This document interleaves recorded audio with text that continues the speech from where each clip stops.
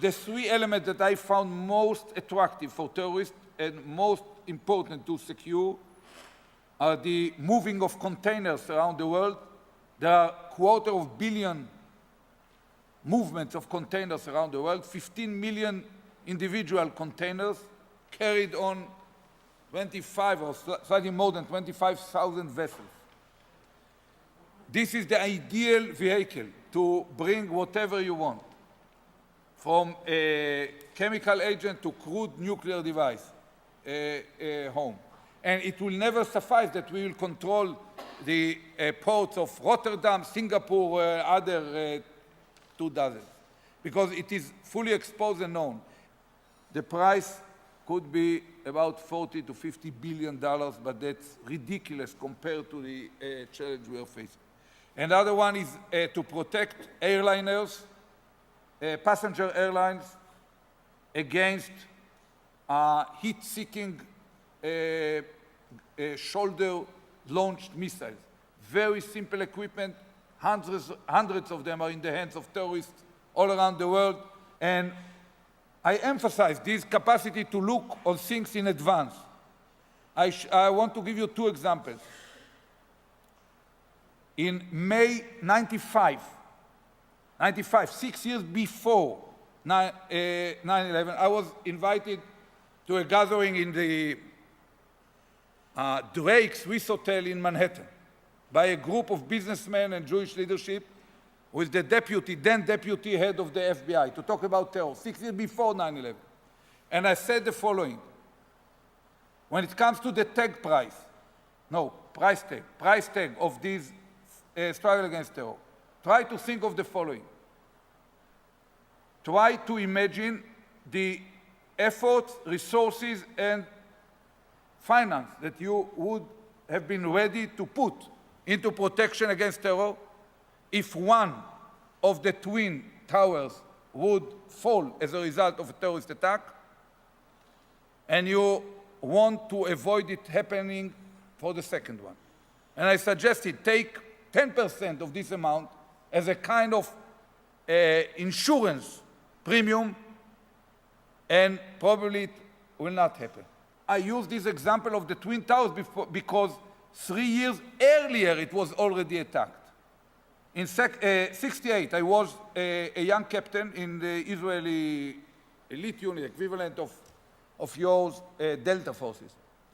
And the Israeli airliner was hijacked to Algiers. We couldn't do anything. But we set together a group of 5 young officers who thought what should be done about it. And immediately it came to our mind that the reason that the hijacker could take the pilot to Algiers was that the door at the entrance to the cockpit was very easy to open. So since 68, 30 years before 9/11, all Israeli fleet was flying for decades with 2 doors at the entrance to each cockpit.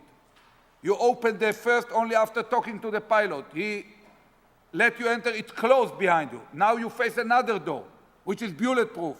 The co-pilot looks at you through a eye hole, and he can decide whether to leave you there, to throw you out back into the cabin, or even to shoot you. Now imagine this whole arrangement that we decided upon after 2 hours of sitting about the issue, and it cost $12,000 per airplane. Try to imagine what could have happened. You cannot avoid some terrorists from trying to explode an airplane in the air. But no one could never take an airplane to the Twin Towers or try to crash it into the Pentagon. And these are only 2 small examples. Secondly, there is a need for an intensive effort in R&D, especially in regard to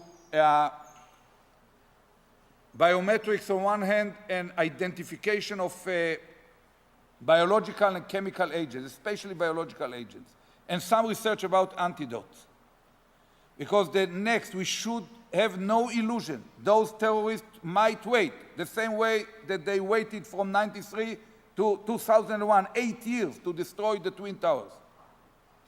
They will wait for the second big event, but when the next strike will come, they will try to make it with a weaponized smallpox that could kill millions, or by having a crude nuclear device sent in a container with GPS and activator into one of our ports.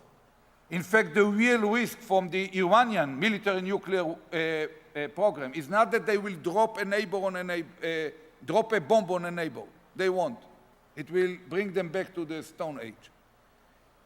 I'm really worried that once they are allowed to have nuclear bomb, no one will put the lead on any other dictator when they try to reach it. We might end up within a generation with dozen more nuclear players, and sooner or later, inevitably, it will reach the hands of terrorist groups. And terrorist groups will never hesitate to activate it the moment they have it. I believe that on the geopolitical level, we should have a paradigm shift. We should join hands with the Chinese and with the Russians more than anyone else as allies and partners in this struggle, rather than arch rivals. The struggle, combined struggle against nuclear proliferation, terror, and rogue regimes cannot be won single-handedly by the United States of America. And I believe that in the short term, there will be a lot of terror. In the long term, we will prevail. But we should bear in mind that fighting terror is like fighting malaria. You should hit mosquitoes. But ultimately, it won't be over before you drain the swamp. And draining the swamp is dealing with the root causes of this, which had to do with many issues, from poverty and AIDS to substandard education, to inequality for women, to closed societies where people and groups cannot express themselves in the parliament.